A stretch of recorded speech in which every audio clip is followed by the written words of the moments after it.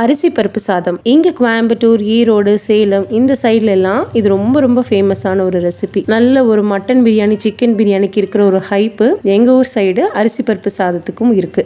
ரொம்ப இதமான மைல்டான ஃப்ளேவர்ல செய்யக்கூடிய அரிசி பருப்பு சாதம் ரெசிபி தான் நம்ம இன்னைக்கு பார்க்க போறோம். அரிசி பருப்பு சாதத்துக்கு கூட பெருசா ஒரு சைட் டிஷ் எல்லாம் தேவையில்லைங்க. ஜஸ்ட் ஒரு 1/2 ஸ்பூன் ஊறுகாய், 2 அப்பளம் இருந்தாலே போதும். அவ்வளவு டேஸ்டா இருக்கும். 1 கப் புழுங்கல் அரிசி எடுத்திருக்கேன். அது கூடவே ஒரு 1/2 கப் துவரம் பருப்பு எடுத்திருக்கேன். புழுங்கல் அரிசிக்கு பதிலாக இப்போ சீரக சம்பால கூட செய்கிறாங்க.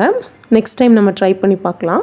இதை ஒரு 2-3 தடவை நல்லா கழுவிட்டு ஊற வச்சிடலாம். நம்ம தாளிச்சு விடுவோம் இல்லைங்களா, அது வரைக்கும் இது ஊறட்டும். இப்போ ஒரு குக்கரில் 2 டேபிள் ஸ்பூன் நல்லெண்ணெய், கொஞ்சம் கடுகு, சீரகம் போட்டு நல்லா பொரிய விட்டுடலாம். ஒரு 10 சின்ன வெங்காயம், ஒரு 5-6 பல்லு பூண்டு, உங்கள் காரத்துக்கு ஏற்ற மாதிரி பச்சை மிளகாயும் வரமிளகாயும் கலந்து எடுத்துக்கோங்க. டேஸ்ட்டு அட்டகாசமாக இருக்கும். கொஞ்சம் கருவேப்பிலை, தேவையான அளவுக்கு உப்பு சேர்த்து அப்படியே நல்லா வதக்கி விட்டுடுங்க. இந்த ரெசிபிக்கு தக்காளி அதிகமாக தேவைப்படாது.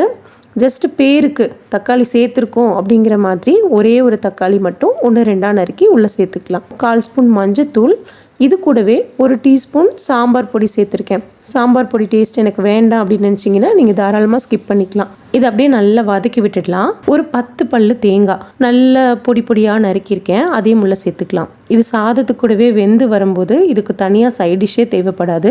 நம்ம சாப்பிடும்போது இந்த தேங்காய் கடிப்படும் போது டேஸ்ட்டு சூப்பராக இருக்கும். கண்டிப்பாக ட்ரை பண்ணி பாருங்கள். 1 கப்புக்கு 3 கப் தண்ணி அப்படிங்கிற அளவில் 1/2 கப் அரிசி பருப்புக்கு அளவுனா நான் 4.5 கப்பு தண்ணி சேர்த்துருக்கேன். கொஞ்சம் குழஞ்சு இருந்தால் இந்த ரெசிபி சூப்பராக இருக்கும். தண்ணி நல்லா கொதிச்சு வந்ததும் நம்ம ஊற வச்சிருந்த அரிசியை உள்ளே சேர்த்துக்கலாம். உப்பு காரம் சரி பார்த்துக்கோங்க. 1 டேபிள் ஸ்பூன் எண்ணெய் சேர்த்து நல்லா கொதிக்க விடுங்க. இந்த அளவுக்கு நல்லா கொதிச்சு வந்தாதான் அரிசியும் பருப்பும் கீழே போய் தங்கிடாம நல்லா வெந்து வரும். அடியில் போய் தங்கிருச்சுன்னா உங்களுக்கு அடி பிடிச்சிடும்.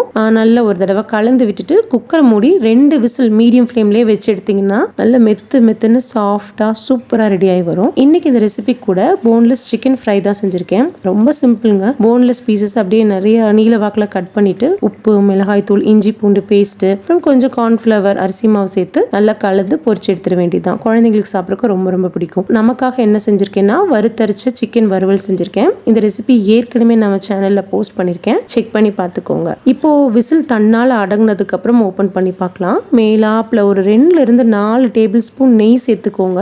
அரிசி பருப்பு சாதத்துக்கு கண்டிப்பா நெய் சேர்த்துக்கோங்க. அப்பதான் டேஸ்ட் அல்டிமேட்டா இருக்கும். நம்ம கரண்டி போட்டு கலக்கும் போது 1-2 அப்படியே குழஞ்சு வரும். அந்த டேஸ்டே அல்டிமேட்டா இருக்கும். இந்த ரெசிபியை கண்டிப்பா ட்ரை பண்ணி பாருங்க. ட்ரை பண்ணி பார்த்துட்டு எப்படி இருந்துச்சுன்னு உங்க ஃபீட்பேக்ஸ் அண்ட் கமெண்ட்ஸை கண்டிப்பா என் கூட ஷேர் பண்ணிக்கோங்க. தேங்க்யூ.